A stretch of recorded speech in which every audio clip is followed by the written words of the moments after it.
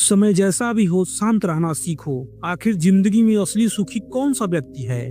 इस विषय पर गौतम बुद्ध की बेहद प्रसिद्ध कहानी की शुरुआत करते हैं।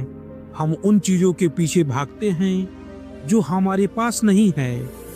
हम उन्हें भविष्य में पाने के लिए लगातार प्रयास करते रहते हैं, लेकिन हमारा वर्तमान खराब हो जाता है, जिसे हमारी खुशियां बर्बाद हो जाती है।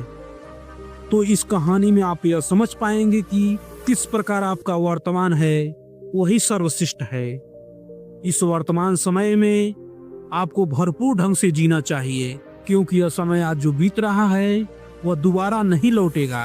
कहानी एक छोटे गांव से शुरुआत होती है जो पहाड़ों के बीच बसा हुआ था। गांव का जीवन शांत और सरल था, लेकिन प्रकृति की अनिश्चितता अक्सर लोगों की परीक्षा लेती है। इस गांव में एक व्यक्ति था जिसका नाम ईश्वर दास था।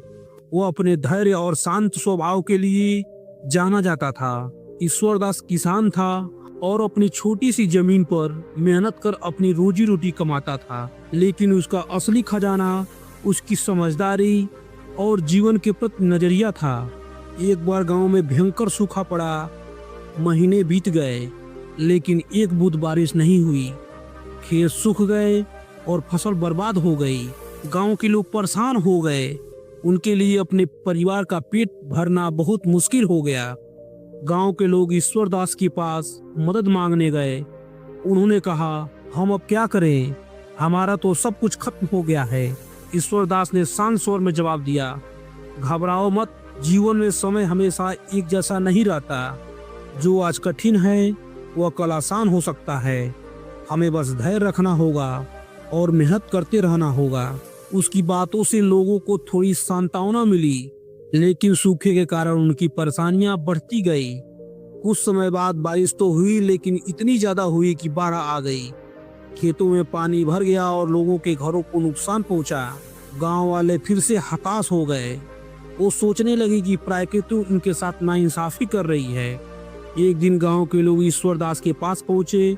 उन्होंने कहा, हमें सूखे का सामना किया और अब यह बाढ़, क्या भगवान हमें कभी सुख देगा?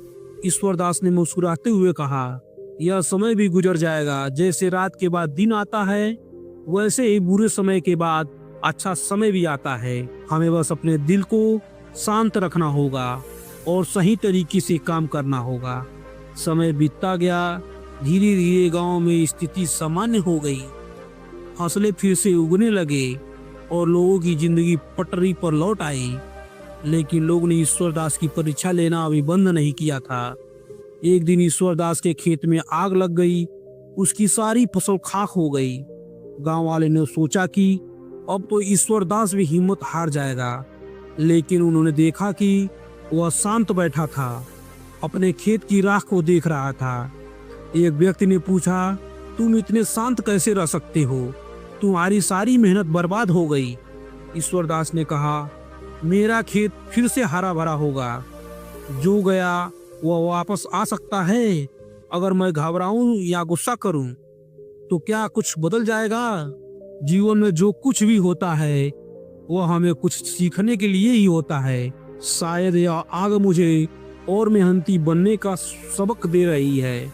ईश्वर दास का धैर्य और सकारात्मक दृष्टिकोण धीरे धीरे पूरे गांव की सोच में बदलाव लाने लगा। लोग अब छोटी छोटी परेशानियों में घबराना बंद कर चुके थे। वे समझ गए थे कि समय चाहे जैसा भी हो, उसे धैर्य और शांति से स्वीकार करना ही सही तरीका है। गांव में अब हर कोई ईश्वर दास के अनुभवों से सीखने की कोशिश करता। ईश्वर दास ने सभी को यह समझाया कि जीवन में समस्याएं केवल हमारी शक्ति और समझदारी की परीक्षा लेती है। कुछ साल बाद ईश्वर दास बीमार पड़ गया। उसकी उम्र भी बढ़ रही थी।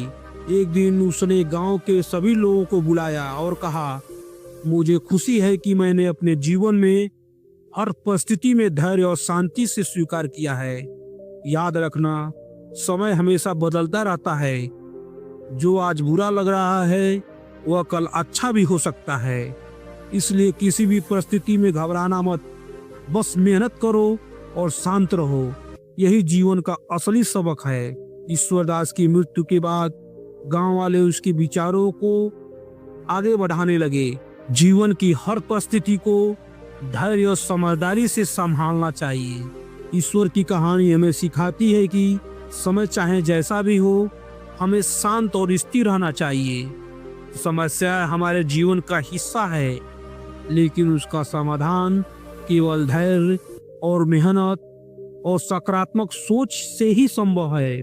इस कहानी का संदेश यही है कि जीवन में हर परिस्थिति अस्थायी होती है। जो आज कठिन है वह कल आसान हो सकता है।